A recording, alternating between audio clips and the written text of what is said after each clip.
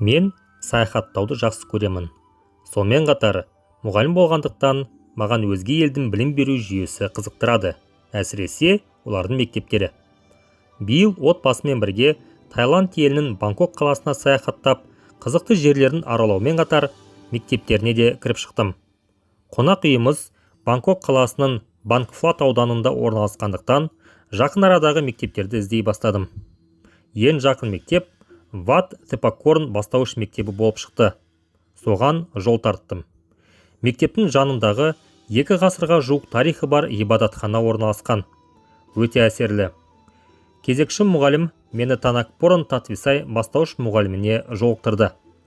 Дәл сабақтың үстіне түскендіктен сыныптағы балалар біраз таң қалды. Өзімді таныстырып, мектепке келу себебін жариялаған соң, оқушыларға Қазақстан жайлы біраз мағлұмат айтып бердім. Сонында оқушылармен шағын интерактив ұйымдастырып, оларға сұрақ қойып, сөйлесуге ынталандырдым. Кейін мұғалімдерінен қысқа сұхбат алдым. Танакпорн Татвисай мен Таиланд елінің мектептері тақырыбындағы жасалған сұхбатымның негізінде Таиланд мектептерінің ерекшеліктерін атап кетуге болады.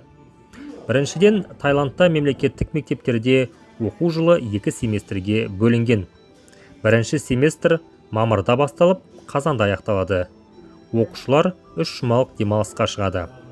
Екінші семестр қарашада басталып, наурыздың басында аяқталады. Оқушылар 1,5 ай демалысқа шығады. Екінші ерекшелік бастауыш буыны 1 сыныптан 6 сыныпқа дейін созылады. Бұл 6 мен 7 жастан 11-12 жасқа дейін аралық. Үшінші ерекшеліктердің бірі мұғалімдердің салтанатты жиындарға киетін ерекше формасы бар. Бұл форма теңіз әскери күштерінің киіміне ұқсайды. Бұндай киімді олар, мысалы, корольдік отбасының мүшелерінің туған күніне орай кию мүмкін. Жалпы байқағаным, мұғалімдердің беделі өте жоғары. Бұл мемлекет тарапынан жасалған қадамдармен қатар, салт дәстүрлерінен де ықпалы бар. Қоғам ұстазды дәстүрлі түрде Мэ Пинг Хонг Чат, ұлттың үлгісі, немесе ұлттық үлгі деп атайды.